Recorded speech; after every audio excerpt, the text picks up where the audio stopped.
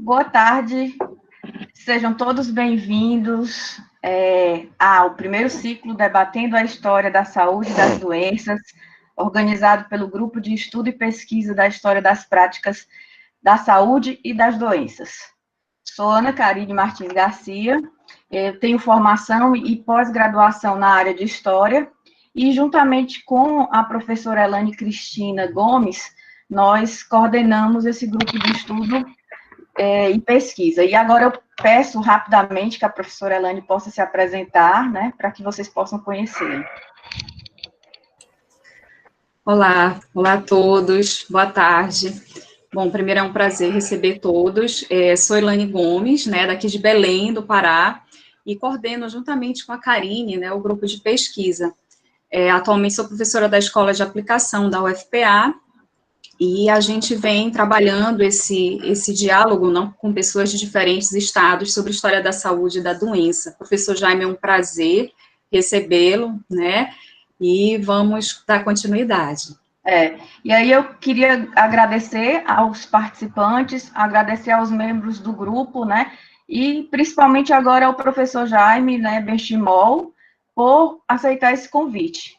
E fazendo aqui uma rápida apresentação, gostaria de lembrar que o professor Dr. Jaime Benchimol, ele faz parte do programa de graduação em História das Ciências e da Saúde da Casa Oswaldo Cruz, e do programa de pós-graduação estrito sensu em condições de vida e situações de saúde na Amazônia, Instituto Leônidas e Maria Dina, aqui em Manaus. Seus temas de pesquisa e ensino situam-se nas áreas da história das ciências, da vida, da história da medicina tropical, da saúde pública e agora, em menor medida, mas também pesquisando história urbana. Então, ele falará para nós o tema A História da Leishmaniose no Brasil. Então, é com você e está toda a sua palavra aí, professor. Então, muito obrigado pelo convite, obrigado a todos pela paciência em me escutar.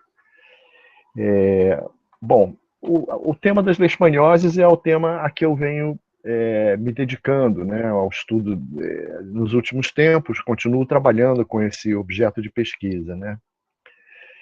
Então, a primeira coisa a se dizer é que a produção de conhecimentos sobre as diferentes enfermidades, as diferentes doenças que seriam agrupadas debaixo desse rótulo leishmaniose, no começo do século XX, é uma consequência da expansão colonial europeia, né?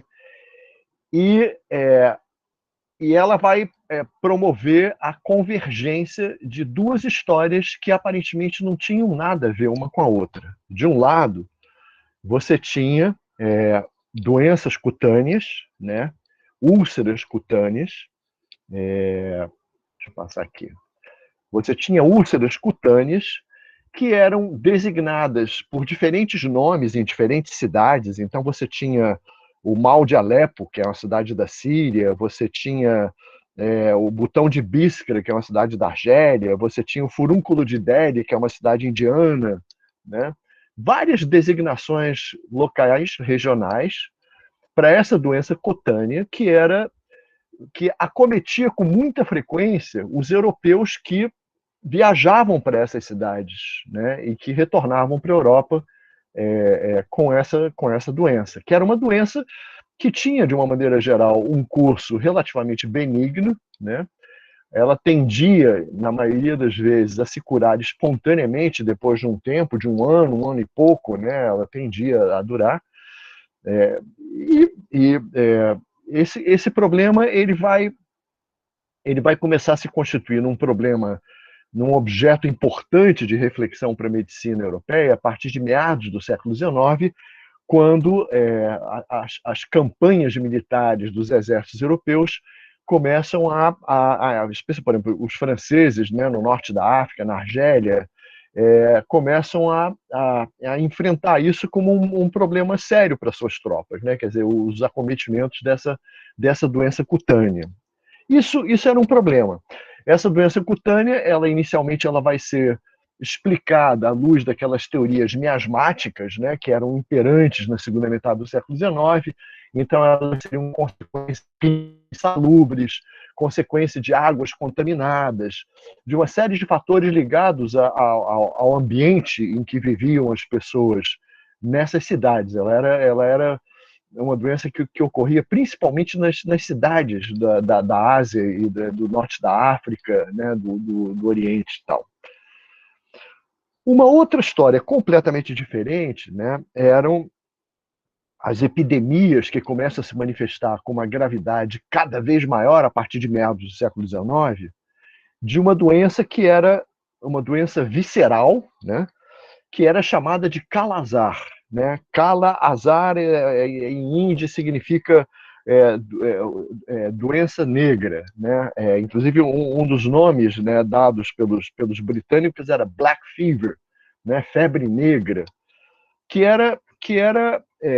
e que ela vai se manifestar sob forma de epidemias gravíssimas, né?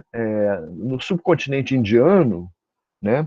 Para vocês terem uma ideia, entre 1891 e 1901, quer dizer, na virada do século XIX para o XX, o Kala-Azar matou mais de 30% da população indiana. Né? Era uma doença que atingia principalmente, além do escurecimento da pele, de onde advém o nome, né, Kala-Azar,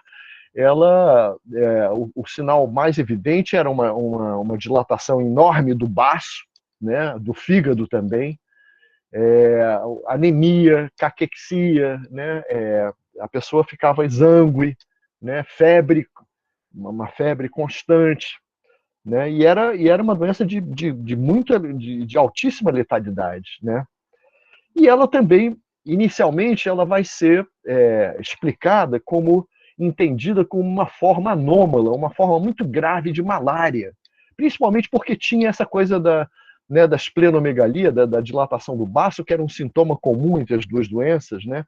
Várias comissões médicas são mandadas para a Índia para investigar essa doença. Uma delas vai considerar que é uma forma igualmente anômala de ancilostomíase, mas a explicação predominante é que é uma doença, é uma forma de malária. Né? O Ronald Ross, né, na década de 1890, quando ele já estava debruçado no estudo do modo de transmissão da malária, né, ele vai ser incumbido de ir à região mais afetada, uma das regiões mais afetadas era a região produtora de chá, né, na Índia. Ele vai para lá e ele também conclui que é uma manifestação anormal, né, anormalmente grave da malária. Então, como é que vai se dar a convergência disso? Né? Eu lembro que na virada do século, na última década do século XIX, começo do século XX, né, está em curso a Revolução Pastoriana, né? Muitas doenças são relacionadas a micro-organismos específicos, mas há uma série de doenças que vão começar a ser associadas a protozoários. Né? O primeiro protozoário importante é aquele descrito pelo Laverran em 1880, no norte da África, como responsável pela malária, né? O plasmódio, e depois vão começar a aparecer doenças que são relacionadas a doenças animais e humanas, que são relacionadas a protozoários, né? As tripanossomíases da África, as tripanossomíases animais, e especialmente aquela que era, ao lado da malária, um dos grandes entraves, né, à ocupação europeia da África, que é a doença do sono, né, que vai ser também associada a uma tripanossomíase. Né, Enfim, mas os tripanossomos, eles são mais complexos e mais problemáticos do que as bactérias que são associadas a doenças como cólera, como peste bubônica, como febre tifoide e tal, porque são parasitas que sofrem metamorfoses acentuadas, grandes, no organismo, tanto do humano, né, onde eles se traduzem em doença, mas como de hospedeiros intermediários que vão agir como transmissores da doença. Né, como, por exemplo, no caso da tripanossomíase, a mosca tsetse, né, e aquilo que o Ross e os italianos vão demonstrar em relação à malária, que são os mosquitos, né, no caso da malária humana, né, os mosquitos da espécie Anopheles. Então, a virada começa a acontecer quando, em 1898, né, no Turquestão, um médico russo, Peter Borovsky, que vai publicar um trabalho, estudar, né, a doença cutânea, que lá é chamada de úlcera de Sartre, e ele é o primeiro a relacionar essa doença a um protozoário, né? Em 1903, nos Estados Unidos, um médico de Massachusetts, o James Homer Wright, ele pega o caso de uma menina armênia recém-imigrada para os Estados Unidos, que tem uma lesão dessas feias no rosto, né? E ele também relaciona um protozoário que ele chama de Leucosoma tropicum, ok? Enquanto isso, o calazar ele é um problema gravíssimo na Índia, né? E o calazar também vai ser associado a protozoários, né? A primeira correlação acontece no Royal Victoria Hospital, no sul da Inglaterra, onde esse médico, William Bugh Leishman, que era um patologista, ele trata de militares que voltavam da Índia, né, com doentes, né, e num paciente que ele trata, que veio da cidade de Dundum, que era um centro endêmico de calazar, ele encontra um protozoário que ele considera inicialmente como sendo ele nunca tinha visto aquele protozoário. E ele vai considerar que é um trypanosoma, né? Porque ele encontra um protozoário muito parecido num rato que tinha sido, enfim, infectado em laboratório com o Trypanosoma brucei, que é o agente etiológico da nagana, né? Uma trypanossomiase animal. E ao mesmo tempo, mais ou menos ao mesmo tempo, esse outro militar do serviço médico britânico, Charles Donovan, que trabalhava em Madras, na Índia, ele começa a examinar pacientes e encontra, né, o mesmo micro-organismo descrito pelo Leishman, né? Eles estão publicando isso no British Medical Journal, isso está acontecendo em 1903, né? Eles verificam que é um protozoário praticamente idêntico e tal, e eles mandam para o Laverran, né, em Paris, que era o grande especialista em protozoários, né, nesse período, e o Laverran ele vai enquadrar esse organismo num grupo que ele chama de piroplasma, né, mas o Ronald Ross ele discorda e ele propõe a criação de um gênero novo, né, que não era Trypanosoma, não era o gênero que ele chama de Leishmania, em homenagem ao Leishman, para acomodar esse micro-organismo que ele chama de Leishman-Donovan, né, o corpo Leishman-Donovan, ou Leishmania donovani, né, que seria o agente do calazar. E, ao mesmo tempo, esse médico que vocês estão vendo aqui, o Max Lühr, que era um protozoologista alemão, ele verifica que a Leishmania donovani era praticamente indiferenciável daquele protozoário que tinha sido incriminado como agente da doença cutânea, né? Que era aquele que o Wright tinha chamado de Leucosoma tropicum, e que ele então passa a chamar de Leishmania trópica, né?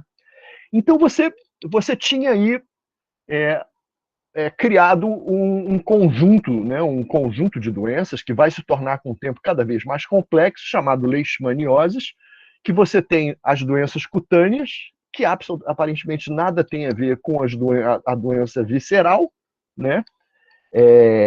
Isso do ponto de vista dessa medicina nova que está emergindo, a medicina pastoriana, é uma anomalia, porque uma regra básica dela, né, a regra da especificidade etiológica, era a regra de que cada doença poderia ser correlacionada com um micro-organismo específico e claramente diferenciável, né?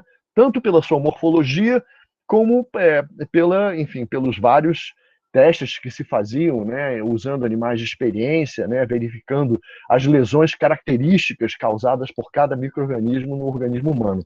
A leishmaniose era uma coisa completamente anômala, né? E essa anomalia ela só vai fazer crescer com o tempo. Quer dizer, em 1908, né, o Charles Nicolle, que era um pesquisador do Instituto Pasteur de Tunis, ele vai descrever uma leishmaniose visceral que não era como a da Índia, né? Porque na Índia o que acontecia eram doenças que se manifestavam de forma epidêmica, ok? E que nesse momento não se tinha ainda noção de qual era o modo de transmissão dessa doença. Isso só vai ser esclarecido na década de 1920. Mas ela era uma doença que acontecia de forma epidêmica e atingia massivamente os humanos. E o que o Charles Nicolle vai verificar na região mediterrânea, tanto no sul da Europa como no norte da África, ele encontra uma forma de leishmaniose que atingia principalmente os cães. Era principalmente uma zoonose, né? E que secundariamente atingia os humanos, mas principalmente na faixa etária de 0 a 10 anos, crianças, né? E ele, então, em 1908, ele incrimina um outro agente causal que ele vai chamar de Leishmania infantum, como sendo o agente causal dessa leishmaniose visceral atípica, né? ou diferente da asiática e indiana. E a coisa fica mais complicada ainda quando, em 1909, vocês me dão licença, eu vou fechar essa janela porque tem um cara martelando ali, peraí.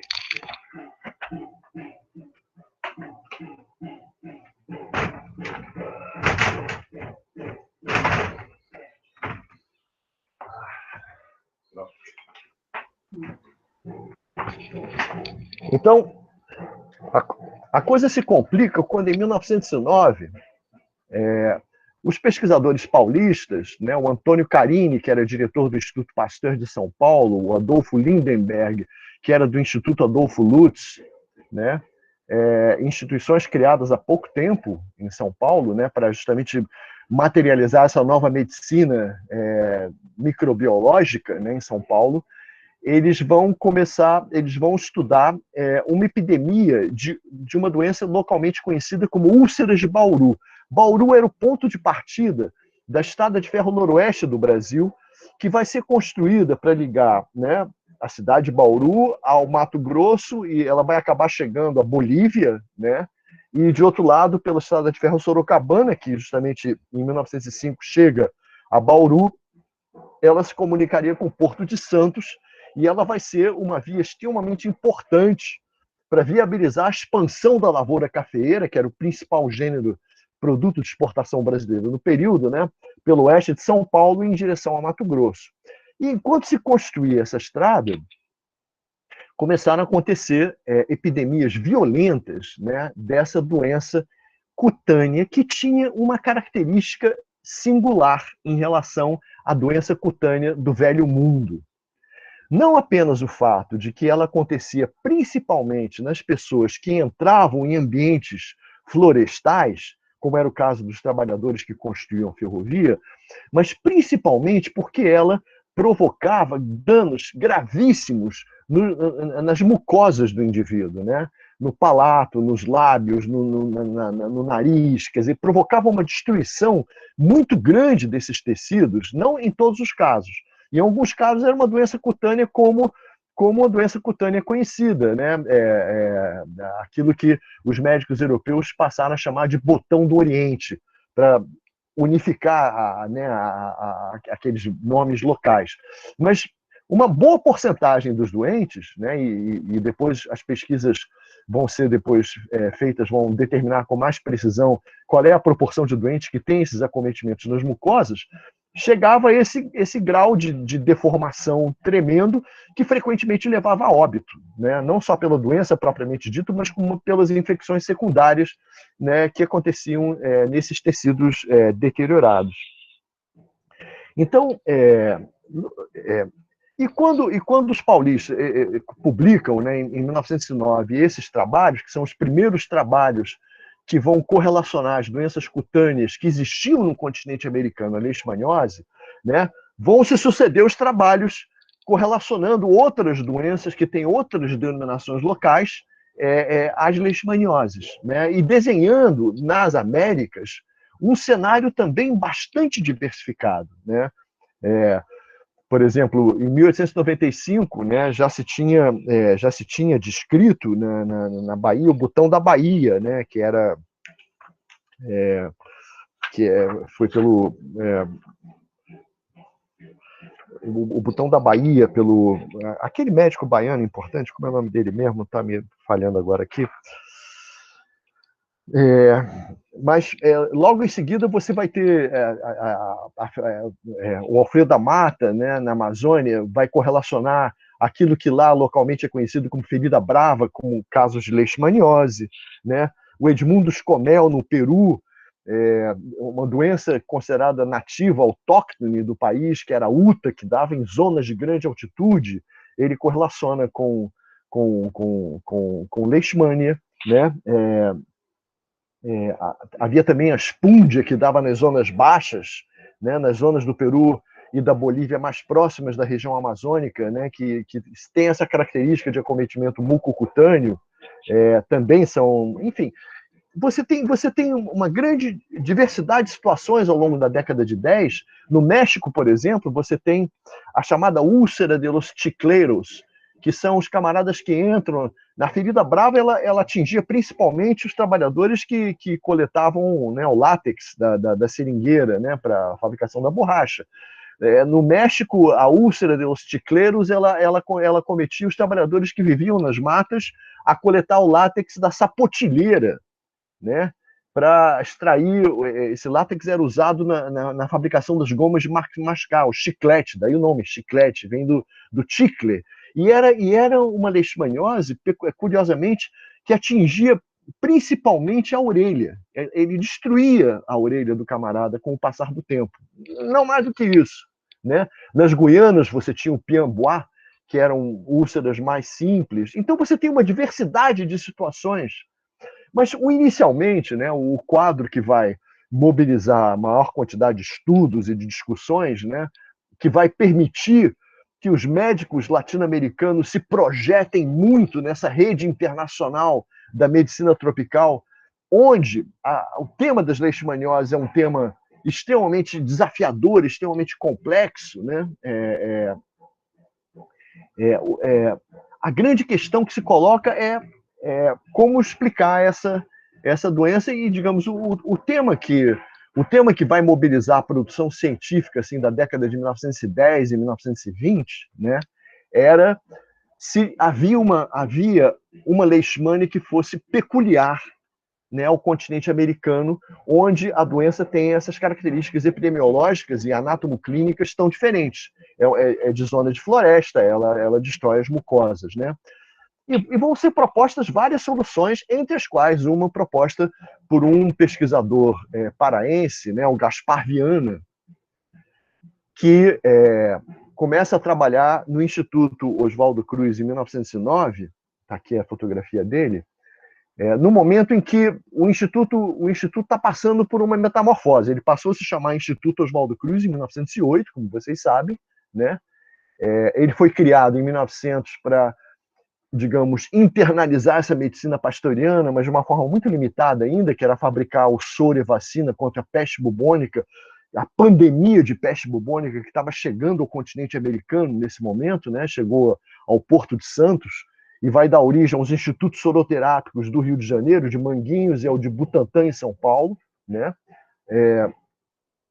Mas o Oswaldo Cruz ele tem um projeto muito mais ambicioso, e quando ele é nomeado diretor-geral de saúde pública no governo de Rodrigues Alves, para colocar em prática a campanha contra a febre amarela, né, que tinha acabado de ser relacionada à transmissão por um mosquito, aquele que vai se chamar Aedes aegypti, né, e também combater a peste bubônica e combater a varíola no Rio de Janeiro, ele inicia a construção desse conjunto, dessa instituição que para os padrões da época era extremamente ambicioso, tanto do ponto de vista arquitetônico, porque ele se igualava às construções que estavam sendo edificadas na vida central do Rio de Janeiro, na época da reforma urbana, como do ponto de vista das suas ambições científicas, quer dizer, era para ser uma instituição equivalente ao Instituto Pasteur no Rio de Janeiro, e com um aparato, né, de infraestrutura para pesquisa absolutamente correspondente aos melhores institutos europeus desse período, né? Esse é um momento de florescimento dessas instituições de pesquisa voltadas para a microbiologia e medicina tropical. As escolas de Liverpool, a escola de Londres, né, o Instituto de Hamburgo, né, o Instituto Pasteur é um pouco mais antigo, mas, né, o Instituto Rockefeller em Nova York, são instituições mais ou menos contemporâneas, e entre eles não tem muitas diferenças em termos, quer dizer, todos eles vão sair em campo para explorar esse universo das doenças cosmopolitas ou tropicais, mas, enfim, provocadas por micro-organismos e protozoários e outros parasitas, etc., né? E o Instituto de Manguinhos, em 1909, quando o Gaspar Viana entra, é justamente o momento em que o Oswaldo Cruz, depois de ter conseguido enfrentar com sucesso a febre amarela no Rio de Janeiro, com insucesso a varíola, porque teve a revolta da vacina, né, que pôs abaixo essa estratégia dele, mas em 1909 é o ano em que não só os paulistas publicam os primeiros trabalhos sobre a leishmaniose, a úlcera de Bauru como leishmaniose, mas é o momento em que Oswaldo Cruz anuncia ao mundo a descoberta da segunda tripanossomíase humana conhecida, que era a doença de Chagas, né, descoberta nos sertões de Minas Gerais, quando os cientistas de Manguinhos estavam trabalhando, né, nos canteiros de obra da Central do Brasil para proteger os trabalhadores contra a malária, ok? Muito bem. E o Gaspar Viana, ele vai publicar uma nota em 1911, né, essa que tem aqui embaixo da imagem, em que ele anuncia ter encontrado num paciente de Minas Gerais uma leishmania que tinha características diferentes daquelas que eram habitualmente relacionadas à leishmaniose cutânea, leishmania trópica. Na verdade, essa característica morfológica que ele identifica não tinha nada de singular, né? Quer dizer, isso depois com o tempo vai se mostrar que era o risonema que está presente em todas as leishmanias. Mas a proposta do Gaspar Viana vai acabar sendo admitida, acolhida como sendo, né, o agente, por muito tempo, até os anos 1960, vai ser, acaba sendo acolhida como sendo o agente etiológico da leishmaniose americana, ou daquilo que se chama, né, hoje, leishmaniose tegumentar americana. Okay? E uma coisa que vai dar grande vigor a essa teoria, que é defendida por outros médicos latino-americanos, o Alfredo da Mata tem uma importância muito grande nisso, né? O Émile Brundt, que é um parasitologista muito importante francês, que é convidado para organizar o ensino da parasitologia e da história natural na Faculdade de Medicina de São Paulo, que é inaugurada em 1911, 12, sei lá. Ele vem para cá e ele vai fazer em 1913, ele faz uma expedição ao interior de São Paulo com o objetivo de estudar a leishmaniose, né? E ele, no tratado de parasitologia dele, que é um clássico, né, que é publicado, ele vai endossar, né, a descrição do Gaspar Viana, né? Então, o Gaspar Viana, a proposta dele vinga, né? E o Gaspar Viana, que morre precocemente em 1914, era um cara muito talentoso, era um patologista muito talentoso, publicou trabalhos muito importantes sobre a doença de Chagas, né, sobre essa outra doença causada por protozoário, por um tripanossomo, né? Ele vai se tornar mundialmente conhecido também por uma coisa que ele anuncia num congresso médico em Belo Horizonte, em 1912, né? Em que ele... mas eu falei... Eu queria dizer o seguinte. Uma das coisas que vai dar uma fundamentação, vai ajudar muito a consolidar essa teoria do Gaspar Viana, de que tinha um agente etiológico específico, que a doença, né, a leishmaniose mucocutânea era uma doença nativa do continente americano, é essa coisa dos vasos cerâmicos pré-incaicos, que é um negócio interessantíssimo, é um dos capítulos que eu mais gosto nesse livro que a gente publicou, que é uma discussão caudalosa que começa no final do século XIX, né, que tem relação com esses huacos, chamados huacos, que eram vasos cerâmicos pré-colombianos, incaicos, que traziam figuras humanas com deformações.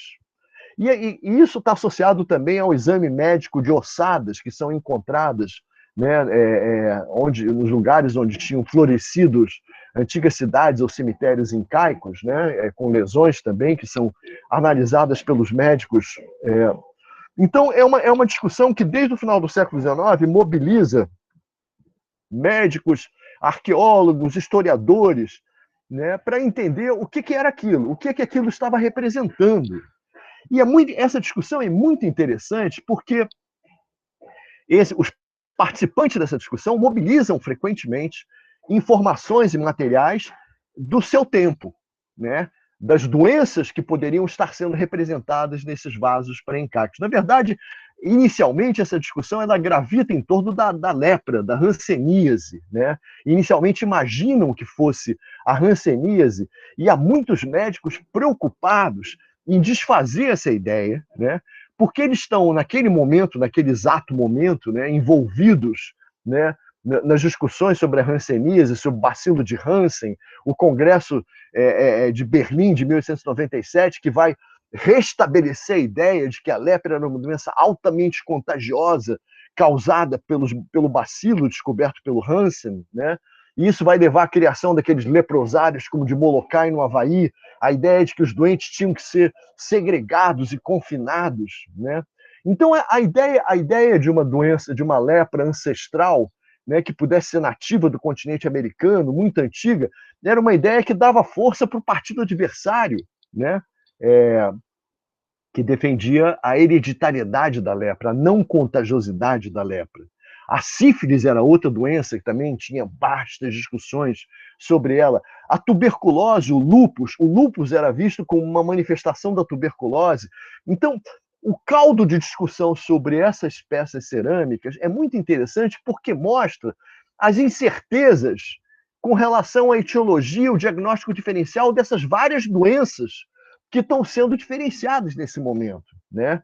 O lúpus vai ser diferenciado da tuberculose, tem a sífilis, tem a lepra, tem a bolba, tem a blastomicose, que é uma doença que o Lutz estuda, né, que vai dar origem à doença de Lutz e que provoca também essa devastação nos tecidos mucosos, né, das pessoas. Então, é uma discussão médica que tem a ver com a separação dessas doenças no momento em que as suas etiologias, os seus modos de transmissão estão sendo esclarecidas, e uma das questões que é postulada é de que isso fosse, né, e que vai ser fortemente defendida pelo Arthur Neiva.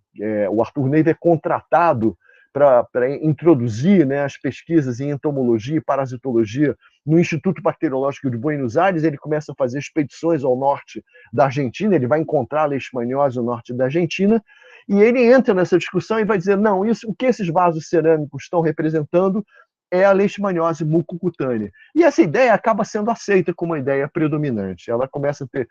várias pessoas aderem a esse partido, digamos assim, e essa ancestralidade, né, materializada nessas provas arqueológicas é uma coisa que reforça a ideia de uma leishmaniose tegumentar americana, que é uma ideia absolutamente hegemônica hoje, né? Quer dizer, ela é aceita e acatada, ok?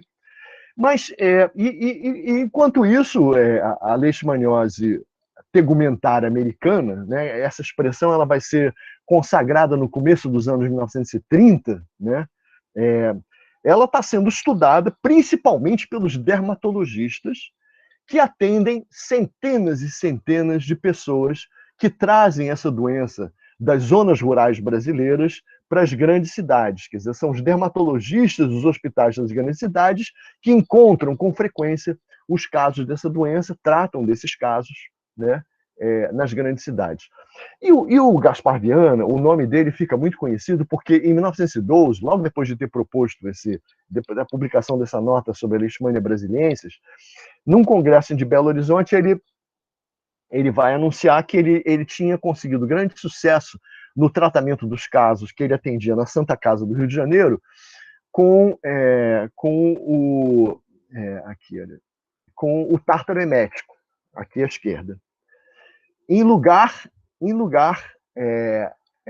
do Salvarsan, que foi um remédio, porque nesse período os pesquisadores europeus, britânicos, franceses, alemães, eles estavam empenhadíssimos em encontrar substâncias que fossem eficazes no tratamento dessas tripanossomíases, né?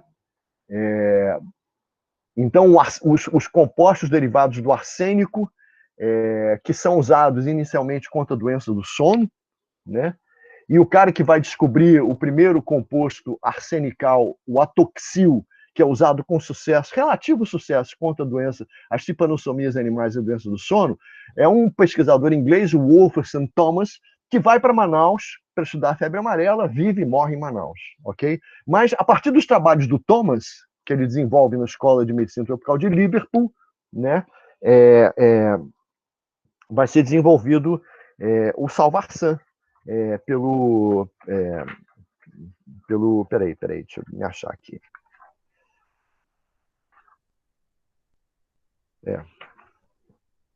Vai ser desenvolvido o Salvarsan pelo Paul Ehrlich, né? Ele pega o trabalho, ele parte do trabalho parte do trabalho do Wolfgang Thomas e chega ao Salvarsan em 1911, que é a primeira droga que funciona efetivamente como terapêutica da sífilis. Mas nesse momento, o Salvarsan vai ser usado contra várias outras doenças, inclusive contra as leishmanioses, contra a febre amarela. E o Gaspar Viana vê que o Salvarsan não funciona muito bem e ele testa o tártaro emético, que era uma substância que já era usada pelos médicos há muito tempo, né? Como um remédio para várias coisas, inclusive a gota e várias doenças, né? Mas ele é um derivado, ele é um derivado não do arsênico, né? Mas ele é um antimonial, que é um outro metalóide, né, que está sendo experimentado por esses laboratórios europeus para combater esses protozoários, e ele consegue grande sucesso com o tártaro emético, em 1912, e logo em seguida o Carlos Chagas, né, é contratado para fazer uma grande expedição à região amazônica, né?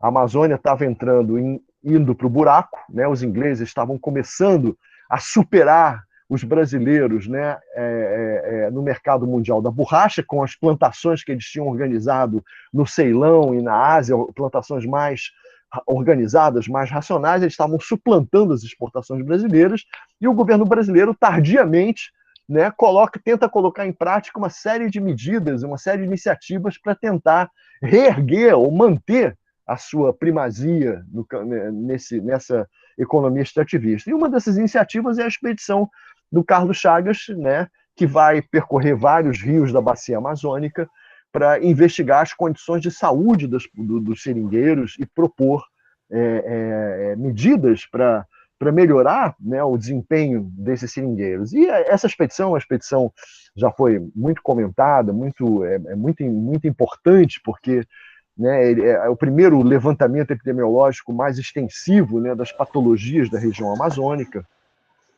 A malária, principalmente, é o grande adversário, né? É o grande.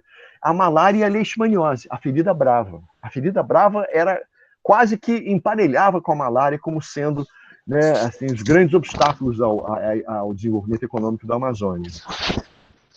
Então, o Chagas leva o tártaro emético, ele testa, ele fica assombrado com os resultados que ele consegue com o uso do tártaro emético, e o tártaro emético começa a ser usado, então, na Europa e nas colônias europeias, na Ásia, no Oriente e tal, entendeu? Isso dá um grande projeção ao nome do Gaspar Viana, né? Tanto que se cunha uma medalha Gaspar Viana, em 1962, e todos os personagens importantes, assim, grande parte dos personagens importantes no estudo da leishmaniose vão ser homenageados com essa medalha Gaspar Viana. Bom, essa era a situação, né? Essa era a situação da leishmaniose tegumentar. Tem várias, né? Vários autores, vários trabalhos, uma quantidade enorme de casos que vão sendo descritos, né? E a questão antes de entrar, né? E a questão do modo de transmissão da doença, que é um outro aspecto muito interessante. Quer dizer, foram propostas várias possibilidades, né? As moscas foram consideradas durante muito tempo como possíveis transmissoras, mas tem várias outras teorias, né, que são propostas até que nos anos 20,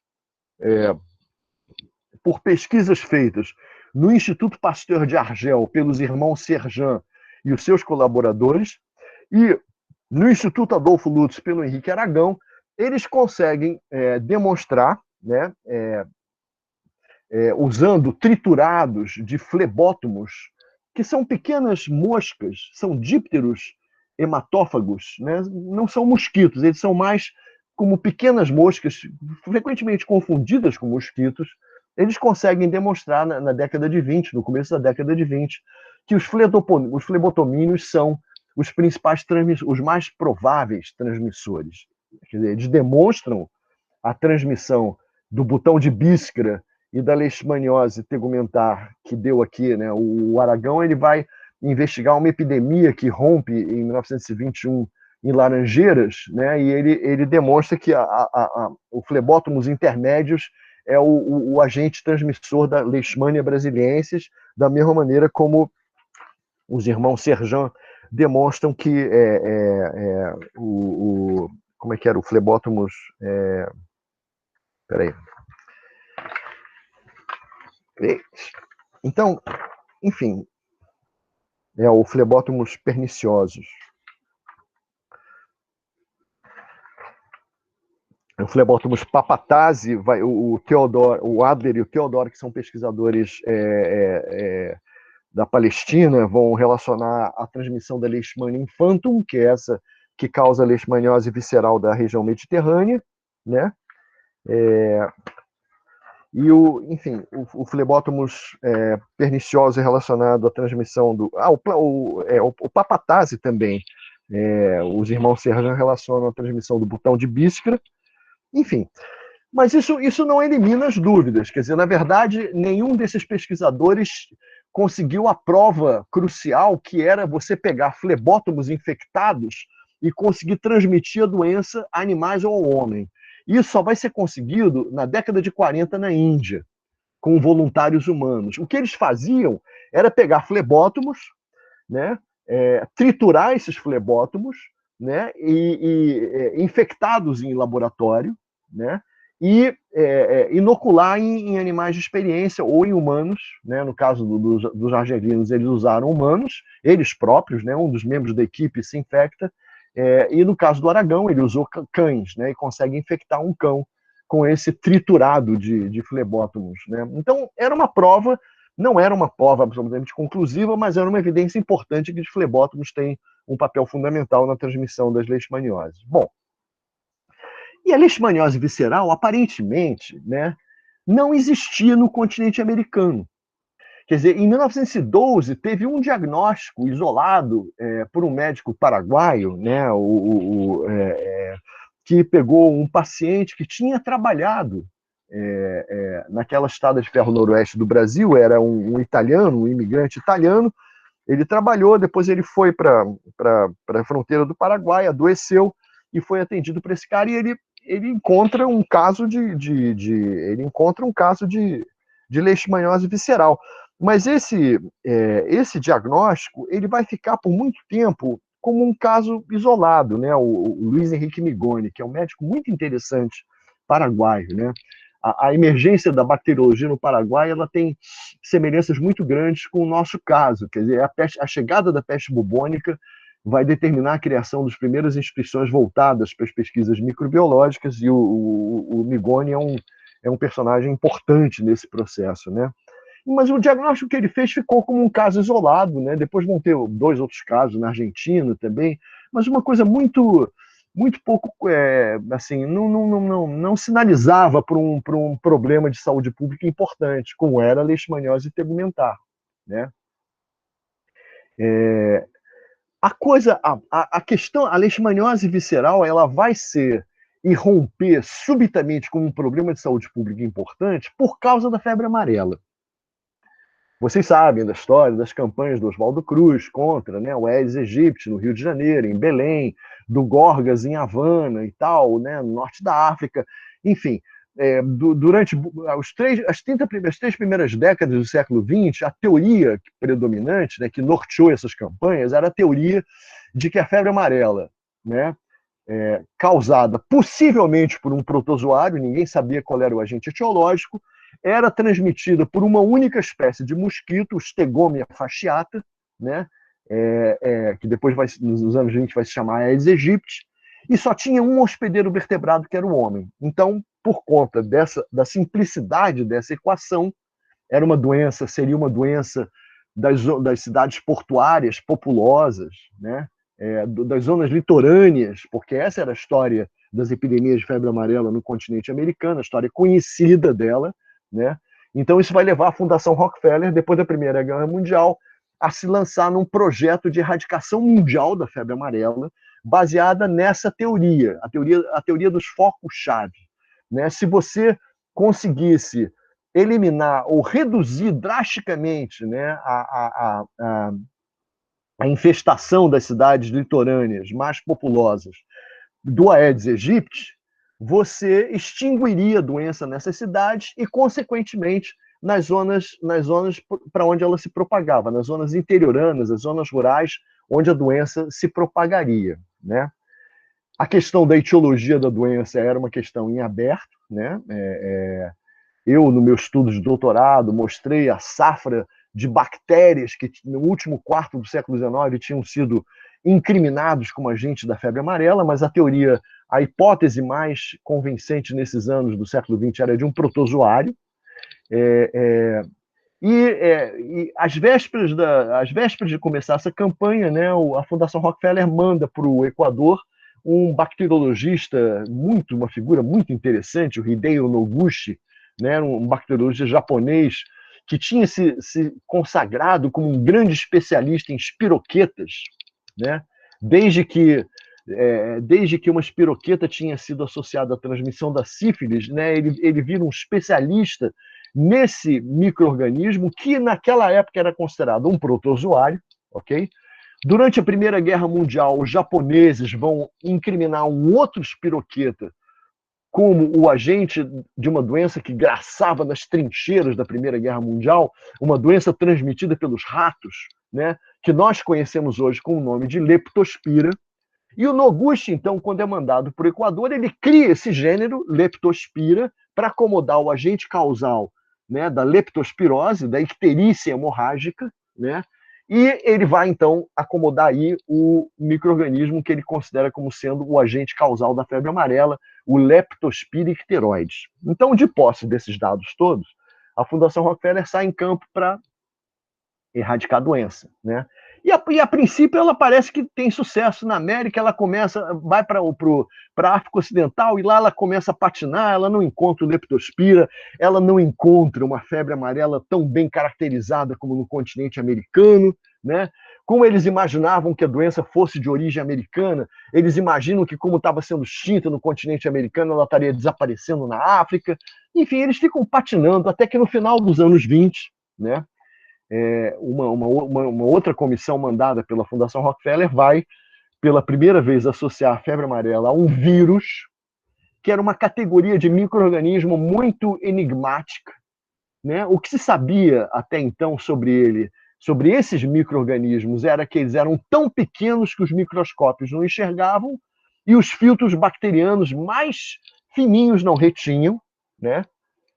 Mas no final dos anos 20, a passagem para os anos 30 tem uma série de descobertas importantes relacionadas a esse grupo que vai dar origem a uma especialidade no âmbito da microbiologia, que são a dos virologistas, né, em que eles verificam que esses micro-organismos têm uma outra peculiaridade importante, que eles só se reproduzem em células vivas. Então se desenvolvem várias técnicas para você cultivar, né, esses micro-organismos que só vão ser enxergados muito mais tarde quando se generalizar o uso dos microscópios eletrônicos, né? Mas a febre amarela é relacionada, no final dos anos 20, a um vírus.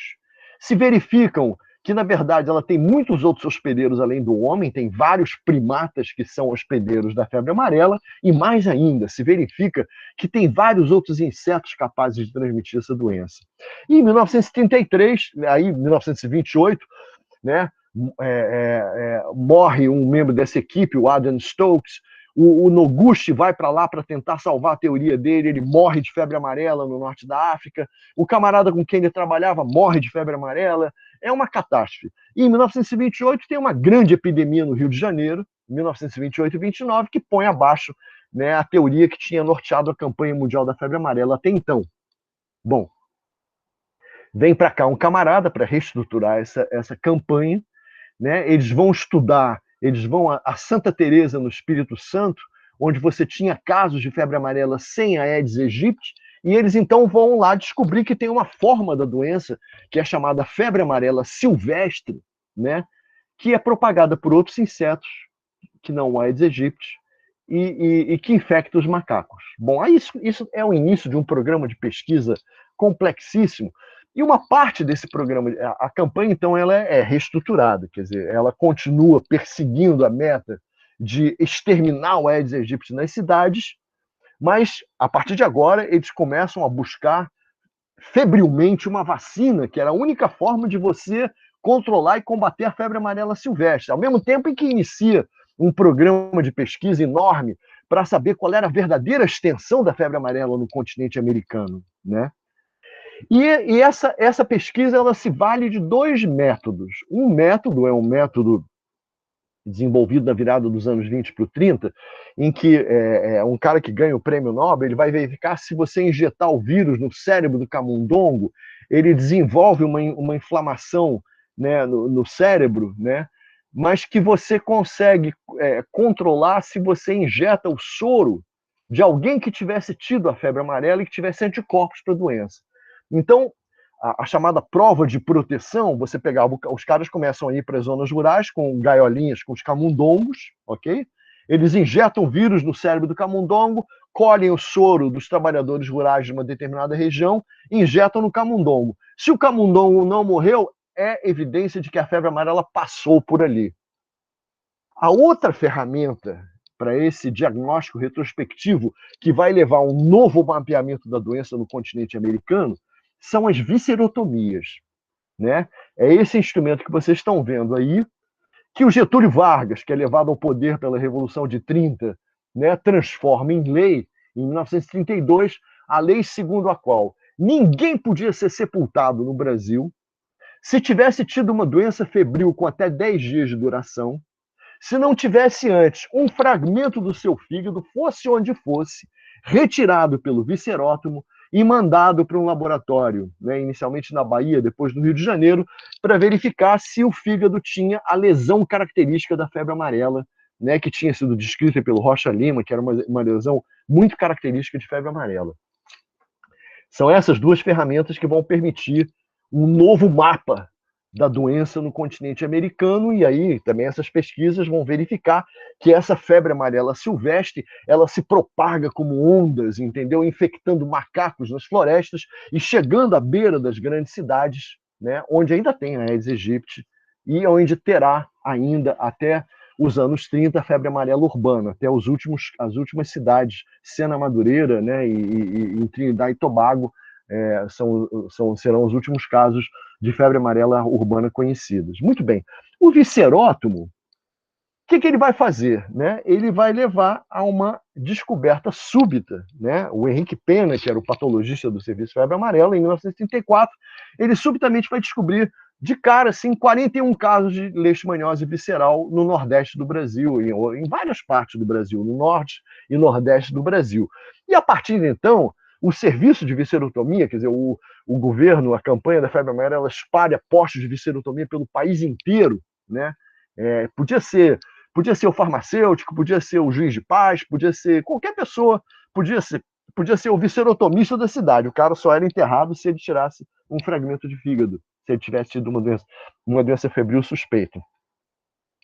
Então, com isso, eles começam a verificar que, na verdade, a leishmaniose visceral é um problema de saúde pública importante no Brasil. E então, o Carlos Chagas indica o seu filho primogênito, o Evandro Chagas, né, ele vai assumir a chefia de uma comissão para investigar esse novo problema científico. Isso aqui né, vocês estão vendo o conjunto arquitetônico original do Instituto Oswaldo Cruz, né, o Castelo Mourisco, essa cavalariça aqui atrás, muito bonita, que é onde os cavalos para uso de soros, esse prédio fronteiro que é chamado quinino, né, onde são fabricadas a quinina e outros, inclusive o tártaro emético, que são usados contra as endemias rurais, né, que é se torna um tema muito importante, né, da saúde pública, do Departamento Nacional de Saúde Pública, criado em 1920, né, sob comando do Chagas, né, o combate às endemias rurais, inclusive a leishmaniose e tal. Bom, então, o Evandro Chagas, ele assume a chefia de uma comissão e ele começa a investigar esse novo problema. Ele vai inicialmente para o Nordeste, ele usa os laudos produzidos pelos patologistas do Serviço Febre Amarela, né, vai aos lugares onde tinham morrido pessoas e ele encontra o primeiro paciente vivo em Aracaju, em Sergipe, né? Mas ele logo vai se dirigir, ele vai se encaminhar para Belém do Pará. Ele vai direcionar as suas pesquisas para o Pará. Não só porque o serviço de viscerotomia tinha identificado casos de leishmaniose visceral lá, mas principalmente porque o governo paraense, né, o Evandro Chagas, filho de Carlos Chagas, o Carlos Chagas morre em 34, logo depois dele começar esses estudos, né? E é um momento em que o Instituto Oswaldo Cruz ele tá enfrentando uma conjuntura muito adversa, né? Porque durante a Primeira República, né, o diretor-geral de saúde pública, e depois, no caso do Chagas, o diretor do Departamento Nacional de Saúde Pública, era também o diretor do Instituto Oswaldo Cruz. Então, essas duas instituições elas dominavam a saúde pública nacional nesse período. Com a Revolução de 30, cria-se o Ministério da Educação e Saúde, né? O Vargas ele vai começar a tirar, quer dizer, o centro de gravidade começa, o Instituto de Manguinhos deixa de ser o eixo da saúde pública nacional, né? O Vargas ele começa a tolher uma série de dispositivos que o Oswaldo Cruz tinha conquistado, muito importantes para a instituição, por exemplo, a fabricação de vacinas veterinárias, que são uma fonte de renda importantíssima, a capacidade de gerar rendas próprias pela venda dessas vacinas ou pela venda de serviços vai ser suprimida, né? O Vargas proíbe o Instituto Oswaldo Cruz de ter filiais, né? O Instituto Oswaldo Cruz tinha filiais em Belo Horizonte, tinha em Pelotas, tinha em São Luís, né?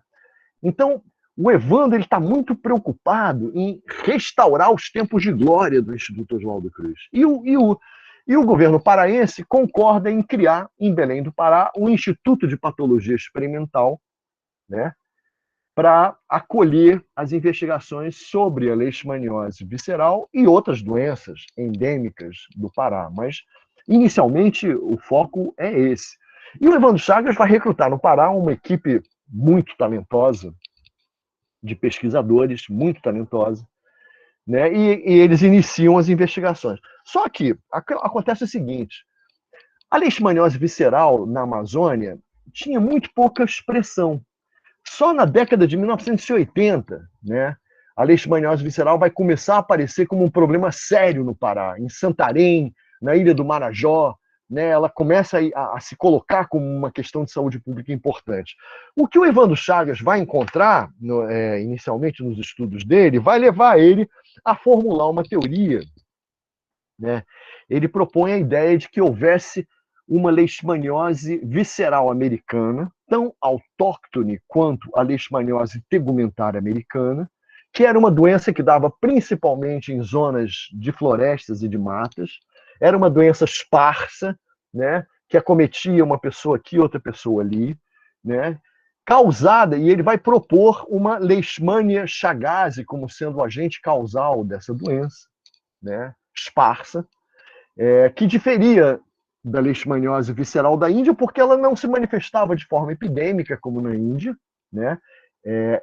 Diferia da leishmaniose visceral do Mediterrâneo, porque, embora ele tivesse encontrado alguns poucos cães, até mesmo um gato infectado, os cães não poderiam ser hospedeiros, né, como eram no caso da leishmaniose visceral mediterrânea, porque senão ela teria a mesma dimensão, a mesma epidemiologia, era uma doença esparsa associada a florestas, né? Então ela tinha provavelmente um hospedeiro silvestre, um ou mais hospedeiros silvestres, que o Evandro Chagas e a equipe dele vão tentar encontrar de todas as formas possíveis, sem conseguir, mas ele consegue mais ou menos identificar qual era o mais provável transmissor, que era, né, o Phlebotomus longipalpis, a atual Lutsomia longipalpis.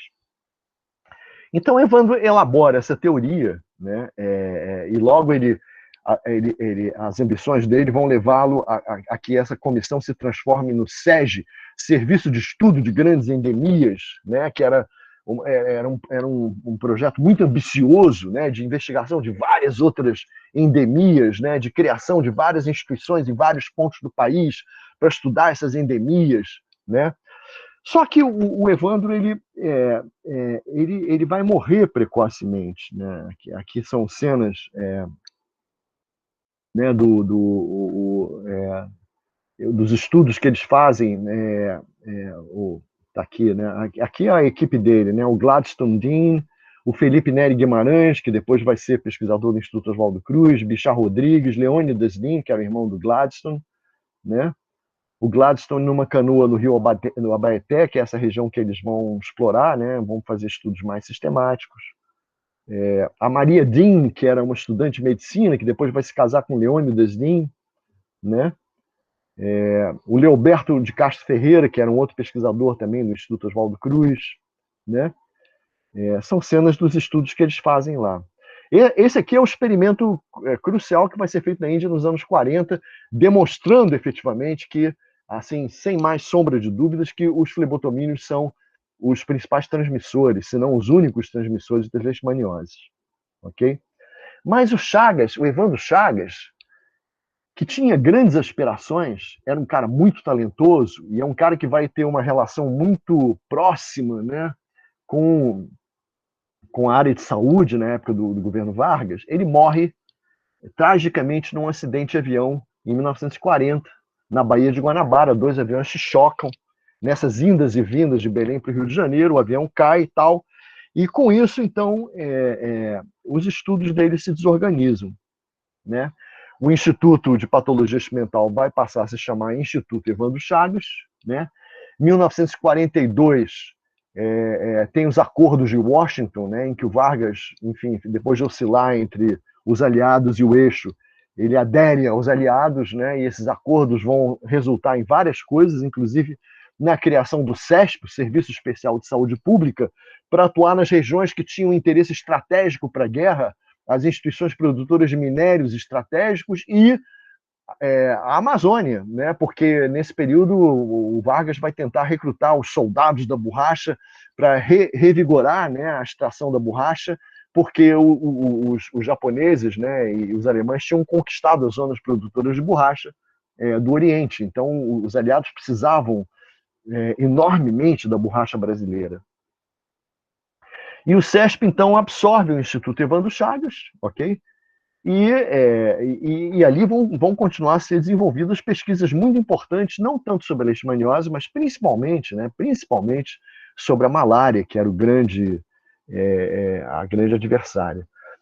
Nesses mesmos anos, tem um camarada muito interessante, né, um parasitologista do Departamento de Parasitologia da Faculdade de Medicina da USP, que é o Samuel Pessoa, que é esse cara que vocês estão vendo aqui, e que em 1979 ele vai conduzir em São Paulo, em áreas adjacentes, o primeiro grande inquérito epidemiológico sobre a leishmaniose tegumentar, não a visceral, né? E ele publica em 1948 esse livro, que é um clássico onde ele faz uma síntese de tudo que já se sabia sobre a doença e de tudo, coisas muito importantes que ele tinha verificado, ele e o Mauro Pereira Barreto, que depois vai para a escola de Faculdade de Medicina de Ribeirão Preto, né? Eles publicam esse livro que é um clássico sobre o assunto, né? E o Samuel Pessoa vira uma grande referência. E depois da morte do Evandro Chagas, na verdade, os estudos sobre a leishmaniose visceral eles refluem, né? Continuam a ser feitos estudos importantes sobre a leishmaniose tegumentar, né? E a gente chega nos anos 50, a leishmaniose visceral, você já tinha milhares de casos de leishmaniose tegumentar, que eram objeto de estudos clínicos, principalmente, feitos pelos médicos dermatologistas, os dermatologistas e uma outra especialidade profissional que ganha grande projeção nesses estudos, que são os otorrinolaringologistas, né? Que começam a ganhar destaque a partir dos anos 30 e que são os caras que conseguem penetrar nessas zonas afetadas das mucosas, né? Eles produzem muito sobre isso, tem muitos estudos voltados para a terapêutica da doença, porque o tártaro emético foi uma grande inovação, mas ele não se mostra eficiente para os casos de leishmaniose das mucosas, né? O indiano vai desenvolver um sucedâneo, que é a ureia-stibamina, depois a Bayer vai lançar várias medicações, né, alternativas, inclusive essa aqui, que era a fuadina, né, e o neostibosan, né, a fuadina porque ela é usada no Egito, né, contra a esquistossomose pelo Fuad, que era o sultão lá do Egito. Enfim. Mas então, com relação à leishmaniose visceral, você tinha um quadro muito pouco expressivo do ponto de vista de saúde pública. No Brasil inteiro, você tinha uns 300 casos, quando você chega aos anos 50, você tinha uns 300 casos de leishmaniose visceral pós-mortem, quer dizer, diagnosticados pelo serviço de viscerotomia. E você tinha só uns 34 casos vivos de leishmaniose visceral encontrados no país, 35 casos de leishmaniose visceral encontrados no continente americano inteiro, até então. E isso muda completamente quando, em 1953, né, irrompe uma epidemia de leishmaniose, pelo menos é reconhecida uma epidemia de leishmaniose no Ceará, ok? E no espaço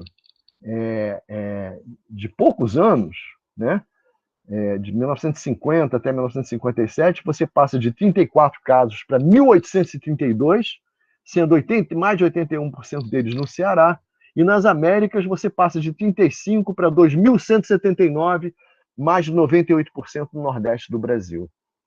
Muda completamente a configuração do problema. Ok?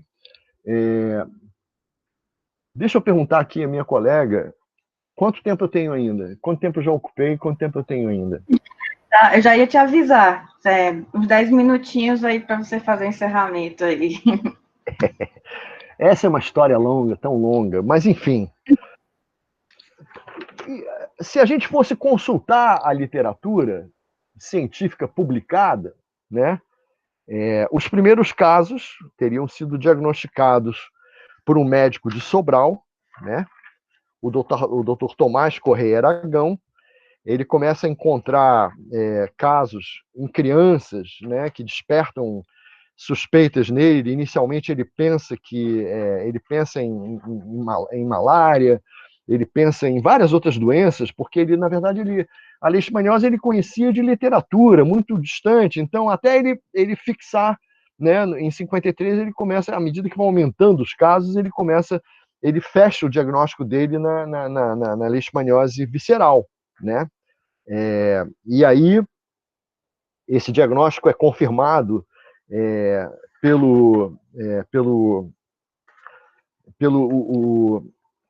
peraí, deixa eu ver aqui. Tá aqui. Aqui. Né? Ele encontra... Os casos vinham do sopé da Serra de Ibiapaba, de Granja até Crateús. E aí, em 53, o delegado federal da criança, o Pedro Braga, ele vai e passa por Sobral. Né? Uma menina tinha sido operada, né? Ele leva um fragmento de baço lá para Fortaleza.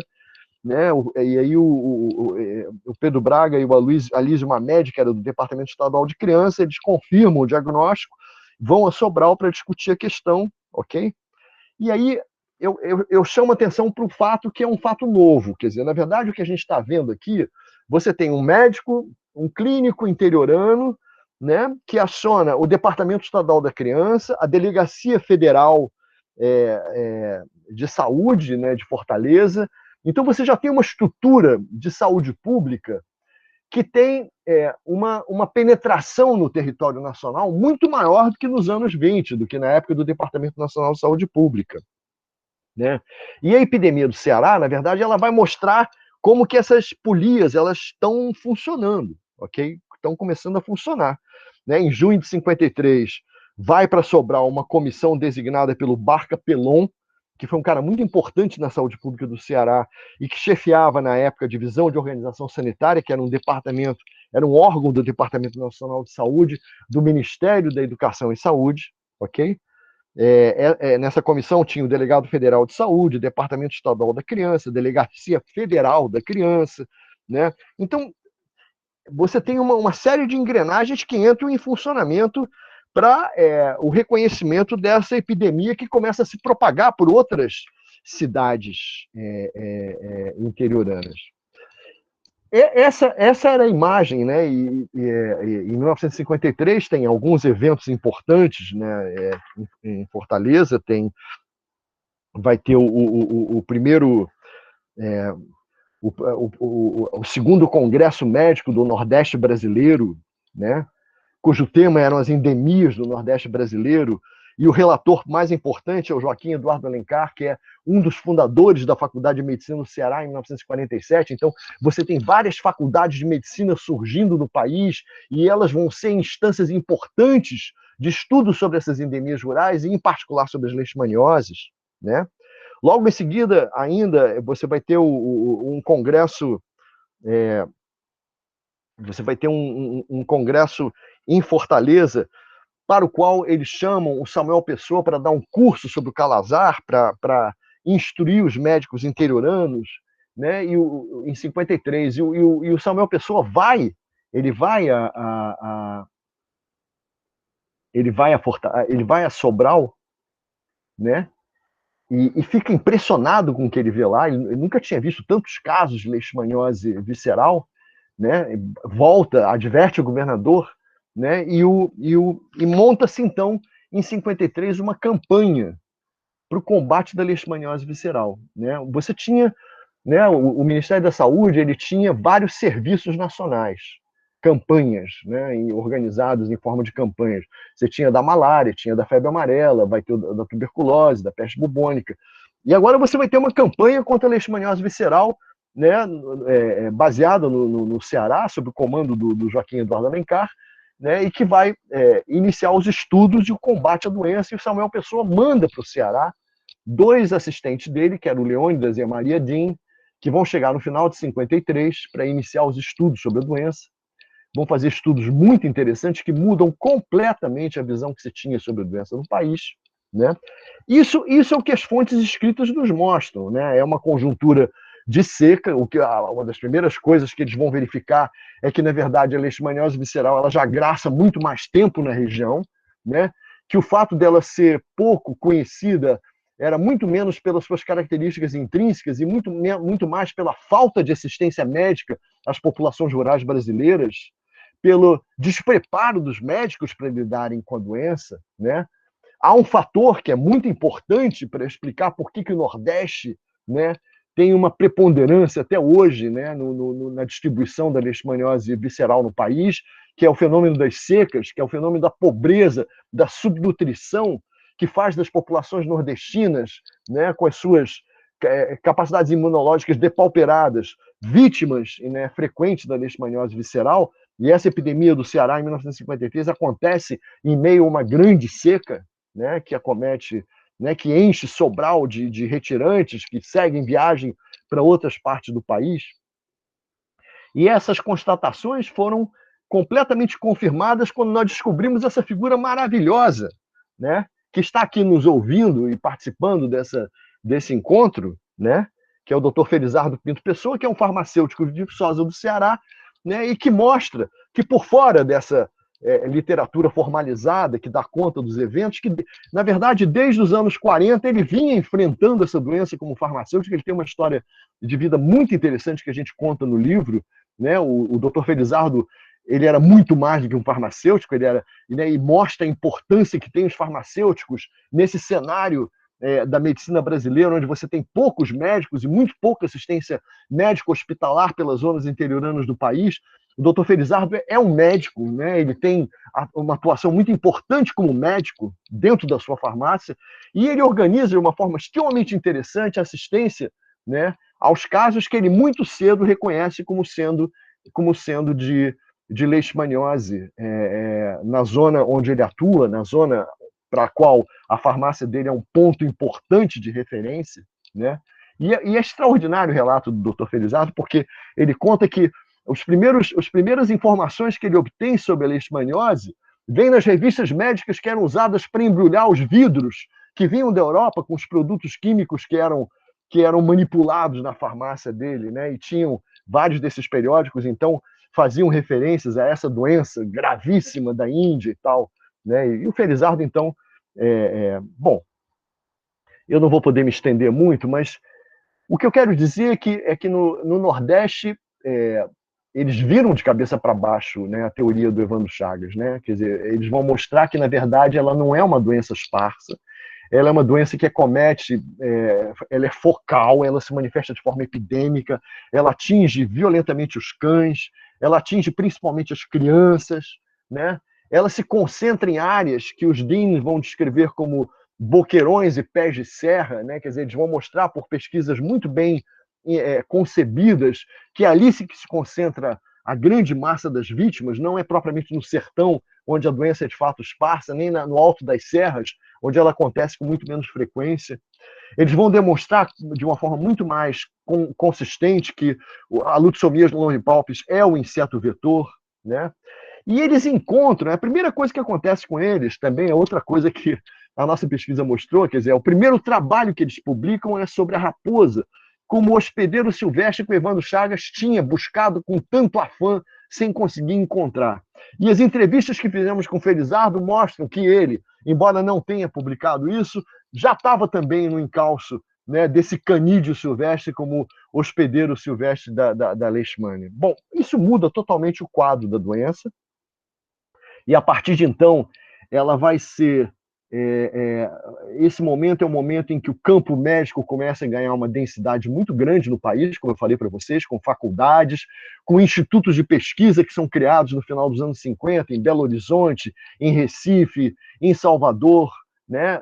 Atualmente são filiais da Fundação Oswaldo Cruz, mas eles vão agasalhar pesquisas muito importantes sobre a leishmaniose em associação, em articulação com os médicos dessas faculdades de medicina regionais, né? E, ao mesmo tempo, é um momento em que começa, né, é o momento em que se intensifica a migração de nordestinos para os centros urbanos do Sudeste, outros centros urbanos litorâneos, e, consequentemente, de difusão, de disseminação das leishmanioses, tanto a tegumentar como a visceral, né, que são estudadas por esse conjunto de instituições que tem uma densidade institucional mais forte, mais consistente nos anos 1950 e nos anos 60, enquanto transcorre essa campanha, no caso da leishmaniose visceral, que é uma campanha que tem um tripé. Ela vai usar fortemente o DDT, que é um inseticida de ação residual, quer dizer, você aplica ele numa superfície, ele tem uma ação que permanece, perdura por mais longo tempo, e que é a principal arma de combate à malária, da campanha contra a malária, e vai servir também à campanha da leishmaniose, né, ao combate aos flebotomínios. O extermínio de cães, que é um negócio que é impressionante, né? A quantidade de cães que eles eliminam, suspeitos, qualquer suspeito era motivo para eliminar os cães, e o tratamento dos doentes, né, com a medicação fornecida pelos serviços de saúde, né? E nesses anos, é justamente os anos, e o doutor Felizardo tem um depoimento muito interessante sobre a chegada da medicação que vai ser a medicação predominante até hoje, praticamente, que é o glucantine, que é um outro antimonial pentavalente, né, que é usado no tratamento da leishmaniose. Hoje o repertório é mais variado, mas o glucantine é a medicação que se impõe nesses anos, né? Então, a questão do DDT, diferentemente da malária, da febre amarela, que vai ser a grande arma química usada no combate a essas doenças, é que os mosquitos transmissores da malária e da febre amarela se reproduzem em ambientes aquáticos, né? E eles são, no caso da febre amarela, ou do Aedes aegypti, e de alguns importantes transmissores da malária, são mosquitos que se reproduzem, né? Ou que permanecem dentro das habitações humanas. Os flebotomínios não.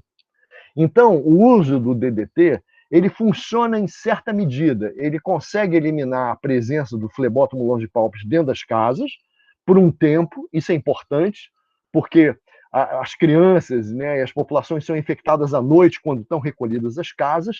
Ele atua muito menos, né, em outro ambiente que é muito importante para a reprodução dos flebotomínios, que são os galinheiros, né, os abrigos para a criação de animais domésticos, mas ele se reproduz também no peridomicílio, das matas vizinhas às casas. Então é muito difícil, e ele não se reproduz em ambiente aquático, ele se reproduz na vegetação apodrecida no solo, nos ocos das árvores. É um outro mecanismo de reprodução desse inseto que é muito difícil de ser combatido, né? Torna o combate a ele muito complexo. Bom, esse é o cenário, o cenário descrito nesse primeiro livro. Nos anos 60, as leishmanioses e outras chamadas doenças tropicais, elas vão ganhar grande visibilidade no cenário internacional por conta dos projetos desenvolvimentistas que são implementados a partir de então, grandes hidrelétricas, estradas, projetos de mineração nas zonas interioranas do Brasil e de outros países vão transformar as leishmanioses numa questão muito séria do ponto de vista da saúde pública e, portanto, elas entram na agenda, né, dos organismos internacionais de saúde. E o que a gente percebe em meados dos anos 80, nos estudos que são publicados então, é que, apesar dos avanços acontecidos, as incógnitas, as questões não resolvidas continuam sendo ainda muito grandes. Do ponto de vista dos agentes causais, dos hospedeiros silvestres, que se conhecia muito pouco ainda, né? Se cogitam em outros meios de transmissão, além dos flebotomínios, da terapêutica, que é muito complexa, muito tóxica, entendeu? Muito tóxica, muito demorada, são dezenas, às vezes centenas de injeções que o camarada tem que tomar até ele ser curado, se é que ele é curado, os efeitos adversos dessa medicação, é uma coisa impressionante. Eu, quando comecei a pesquisar isso, não sabia nada de leishmaniose, fui ao encontro organizado na Fundação Oswaldo Cruz e fiquei assombrado, porque a quantidade de problemas que eram colocados era enorme, parece ainda estão em abertos os problemas colocados por essa doença, né? E a partir dos anos 60, quando você tem essa orquestração internacional mais decidida em direção a essa doença, o quadro dela muda, vai sofrer uma outra grande mudança, né, que tem a ver com a vinda. Eles são os desencadeadores dessa mudança, né, a vinda de dois pesquisadores da Escola de Medicina Tropical de Londres, que vão se instalar no Instituto Evandro Chagas, com financiamento do Wellcome Trust, né, da Fundação Wellcome, e eles iniciam pesquisas na região amazônica, e o que eles vão mostrar é que as leishmanioses cutâneas e mucocutâneas, na verdade, são várias doenças relacionadas a várias leishmanias, espécies diferentes de leishmania, que têm vários hospedeiros silvestres diferentes e que têm várias manifestações clínicas particulares. Então, é um quadro muito mais complexo do que aquele desenhado inicialmente. E, curiosamente, o Lanson, o Ralph Lanson e o Jeffrey Shaw, eles vão também redescobrir, né, a leishmaniose visceral no Pará, né, e eles trazem de volta à baila a Leishmania chagas. Curiosamente, eles tentam restaurar, porque essa é uma ideia muito controvertida até hoje, a ideia de que a leishmaniose visceral também é autóctone. Porque é engraçado, porque o Dean, no Nordeste, ele encontra a raposa, e ele constata que a raposa adoece tão gravemente quanto o cão quando é picado por um flebotomínio infectado. Então ele diz, se a raposa fosse um hospedeiro antigo, ela não adoeceria, teria já um relativo equilíbrio entre o hospedeiro e o vetor. E o que o Lanson encontra, e o Lanson Shaw encontra com as raposas, que são de outra espécie na Amazônia, é que elas ficavam saudáveis, apesar de infectadas. Então eles restabelecem a ideia defendida pelo Evandro Chagas de que você tem uma leishmaniose visceral americana. E a Leishmania chagas, mas essa é uma ideia muito controvertida, a chegada da biologia molecular. O cenário muda muito, né, a partir dos anos 70, 80, né, porque aí você tem a criação dos programas de pós-graduação, você tem muitas outras instituições que entram, né, nesses estudos, e você tem a chegada da biologia molecular, que faz uma grande diferença, né? Essas leishmanias, elas eram indiferenciáveis com os recursos, ou eram diferenciáveis, mas a duras penas com os recursos tradicionais, né, dos estudos taxonômicos ou dos estudos parasitológicos. Mas quando a biologia molecular entra em campo, ela começa, de fato, a fazer muitas diferenciações, inclusive o conceito de espécie hoje em dia é um conceito em crise, né? Mas, enfim, o quadro muda muito e essas transformações que acontecem depois do golpe militar de 64, né, com esses grandes projetos, a explosão urbana de Manaus, né, a enorme concentração populacional nas cidades litorâneas, faz com que as leishmanioses sejam doenças negligenciadas, que é um conceito que é cunhado na virada do século XX para o XXI, para designar, né, o desinteresse da indústria farmacêutica por esse grupo de doenças que atinge, sobretudo, as populações pobres dos países pobres, das populações negligenciadas, né? Essas doenças são doenças em expansão, em franca expansão, e tendendo cada vez mais a se urbanizar, né? Não só as leishmanioses tegumentares, mas como as leishmanioses viscerais. E então ela hoje é um problema de saúde pública, novamente, muito importante, com muitos desafios à frente. É isso. Bom, a gente abre agora para o debate. Eu agradeço a paciência de vocês e estou à disposição. Eu nem passei aqui, olha aqui, Barca Pelon em Sobral, a Santa Casa, o Joaquim Eduardo Alencar, a Faculdade de Medicina do Ceará,